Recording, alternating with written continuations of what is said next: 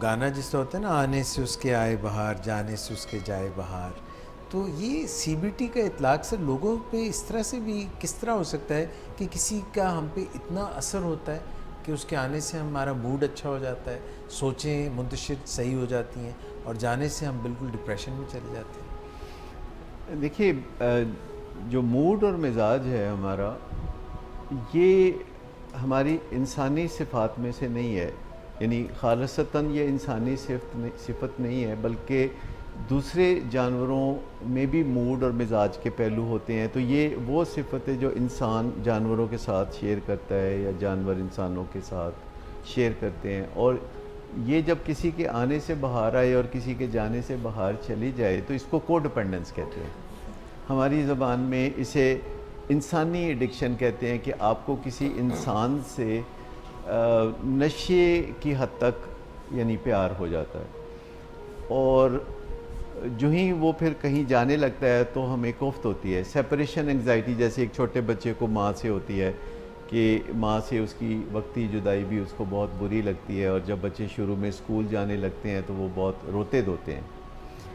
तो फिर आहिस्ता आहिस्ता फिर वो ये एडिक्शन उनकी रिकवरी में बदल जाती है, और वो स्कूल में दूसरे बच्चों से दोस्ती करते हैं, फिर उनकी टीचर से दोस्ती हो जाती है। तो फिर ज़िंदगी में जो जो लोग आगे बढ़ते हैं उनकी ज़िंदगी में ज़्यादा से ज़्यादा लोग शामिल होना शुरू हो सर जाते मगर हैं। ये पहले यही जो गाने का मैंने आपको तनाजुर बताया है, बाद में ये हो जाता है कि फिर इंतज़ार किया जाता है कि ये चले जाएं, देर तक ही चले जाएं, ससुराल ही चले जाएं। अच्छा, ये अब आप शरारतों पे तुल गए हैं, तो नहीं इस सर, पे भी दिस इंशाल्लाह इज रियल लाइफ इस पे भी सिचुएशन, बात करेंगे। Honestly sir. अच्छा, This is the mood issue in fact. मैं असल में ये कहना चाह रहा हूँ कि जो हमने 5 अज्जा बताए हैं सीबीटी के, जिसमें सोचें या थॉट्स की बात है, तो इसको सबसे ज़्यादा हम अहमियत देते हैं, क्योंकि ये सोचें ये ख़ालिसतन इंसानी काम है। क्योंकि दूसरे जो हैवानात हैं वो सोचते नहीं, उनमें जिबिलतें होती हैं लेकिन सोच विचार नहीं होती। इसीलिए जानवरों ने तरक्की नहीं की। गधा 100 साल पहले भी ऐसी ही ज़िंदगी गुजार रहा था। कौवा चाहे कितना भी सियाना हो तो वो 500 साल पहले ऐसी ज़िंदगी गुजारते थे कौवे, आज भी वैसे ही ज़िंदगी गुजार रहे। तो सोचने की बात यह है कि हमारी जो सोचों का पहलू है इस पे फोकस कितना होना चाहिए, और मूड और मिजाज और बिहेवियर्स और इन्वायरमेंट और फिज़िकल सिम्टम्स या फिज़िकल रिएक्शंस, तो ये सारी वो चीज़ें हैं जो हम दूसरे जानदारों से शेयर करते हैं। तो सीबीटी में 5 चीज़ों में से 4 चीज़ें वो हैं जिनसे हम अपने अंदर के हैवान को काबू में रखते हैं, और एक चीज़ जो सबसे अहम है वो सोचें हैं या थॉट्स हैं जिनसे ग्रूमिंग करते हैं हम अपने इंसान की।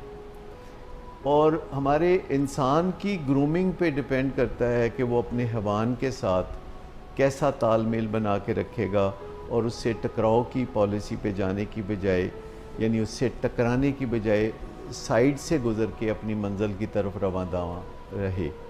तो ये जो 5 पहलू हैं जिन्हें सीबीटी के अज्जा कहा जाता है, जो आज हम बात कर रहे हैं, तो ये एक शॉर्ट कोर्स इन सीबीटी है जो कि माहिरीन नफ्सियात की मदद से लोग इसको सीखते हैं और अपनी ज़िंदगी में फिर इससे फ़ायदा उठाते हैं। तो किसी भी एक दिन कोई जैसे एक एवरेज डे है, तो हम सोच सकते हैं कि इन 5 चीज़ों में से किस चीज़ पे हम ज़्यादा फोकस कर सकते हैं, और फिर अपनी सहूलत के मुताबिक या अपने मूड और मिजाज के मुताबिक या इम्कानात के मुताबिक हम उस चीज़ पर तवज्जो देते हैं। तो अगर हम गौर करें तो 5 में से किसी एक पर हम ज़रूर काम कर सकते हैं, यानी अपॉर्चुनिटी मौजूद होती है कि हम इन 5 में से किसी एक पर काम कर गुज़रें, और फिर हम हर वक्त जो है 5 चीज़ों पर काम कर सकें। ये इंतहा है, यानी शुरू में हम बारी बारी इन चीज़ों पर काम करना सीख सकते हैं, फिर हम एक ही दिन में इन 5 चीज़ों पर काम करना सीख सकते हैं, फिर हम एक ही वक्त पर या एक ही लम्हे में इन 5 चीज़ों पर अनकॉन्शियसली अमल करना सीख सकते हैं। जब एक सॉफ्टवेयर बन जाए, जैसे शुरू में गाड़ी चलाते हैं तो हमें मुश्किलात होती हैं, या टाइपिंग करते हैं तो मुश्किलात होती हैं, या कोई खाना नए किस्म का बनाते हैं तो उसमें मुश्किलात होती हैं, फिर प्रैक्टिस के साथ हमारी मुश्किलात ख़त्म हो जाती हैं और हम एक ही वक्त में मुख्तलिफ़ काम कर रहे होते हैं और इवन हमें पता भी नहीं होता, क्योंकि वो अब हमारी सेकंड नेचर बन चुके होते हैं। तो CBT में ये जो पाँचों अज्जा पे तवज्जो देना है, प्रैक्टिस के साथ और तसलसल के साथ और सब्र के साथ, ये हमारी सेकंड नेचर बन जाती हैं और हम पाँचों पर हर वक्त अमल पैरा होते हैं और हमें पता भी नहीं होता। ये इसे कहते हैं कि डिसिप्लिन्ड हो जाना। ये हमारी ज़िंदगी में ये जो 5 पहलू हैं जो कि ज़िंदगी में बेहतरी पैदा करते हैं, तो इन 5 पहलुओं पर तवज्जो देना। और सबसे अहम बात फिर यही है कि नज़रियात पर तवज्जो देना, यानी नज़रियात को चांस पर ना छोड़ना, क्योंकि अगर हम नज़रियात को चांस पर छोड़ेंगे तो चांस यही है कि कोई भी किसी भी किस्म के नज़रियात हमें दे के चलता बनेगा। और बहुत से नज़रियात काठ कबाड़ की तरह होते हैं, गार्बेज की तरह होते हैं, वो हमारे काम के नहीं होते। बहुत से नज़रियात ऑब्सोलीट होते हैं, वो माजी के लिए कारआमद थे, वो अब कारआमद नहीं है। कई नज़रियात आज कारआमद है, वो आइंदा आने वाले वक्तों में कारआमद नहीं होंगे। तो हमें अपने नज़रियात को थोड़ा रिविज़िट करने की ज़रूरत होती है कि कौन से नज़रियात हमारी ज़िंदगी में कारआमद हैं, तो उन्हें हम जारी रखते हैं। और अगर कोई नज़रिया हमारी ज़िंदगी में बार बार मुश्किलात पैदा करता है तो उस नज़रिए को छोड़ने के बारे में भी हमें तैयार रहना चाहिए, क्योंकि हमारी लॉयल्टी अपने साथ होती है, अपने नज़रियात के साथ नहीं होती।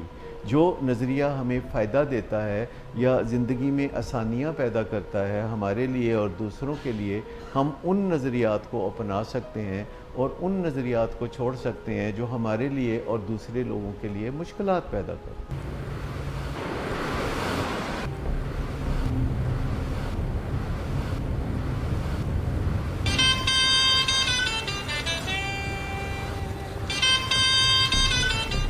अच्छा, तो अभी तक तुम्हारा इस चीप लड़की के साथ चक्कर चल रहा है? तुम कौन होती हो मुझे पूछने वाली? ओके, और तुम इन घटिया लड़कियों के साथ गुलछर्रे उड़ाते फिरो तो मैं चुप बैठूं?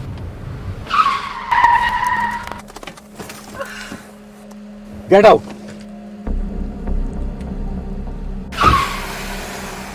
शराब नोशी की वजह किरदार की खराबी नहीं, मूड की खराबी है।